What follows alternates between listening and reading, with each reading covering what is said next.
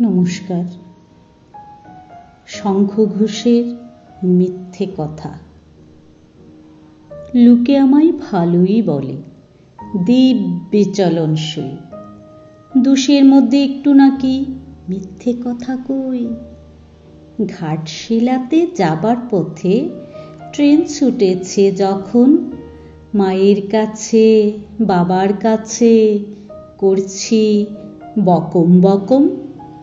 হঠাৎ দেখি মাঠের মধ্যে চলন্ত সব গাছে এক এক রকম ভঙ্গি ফোটে, এক এক রকম নাচে। ও মা দেখো, নৃত্যনাট্য। যেই বলেছি আমি, মা বকে দেয়, বড্ড তোমার বেড়েছে ফাজলামি। চিড়িয়াখানার নাম জানো তো আমার সেজমেশু? আদর করে দেখিয়েছিলেন পশুরাজের কেশর। কদিন পরে চুন খসানো দেয়াল জুড়ে, একি ঠিক অবিকল সেই রকমই মূর্তি যেন দেখি।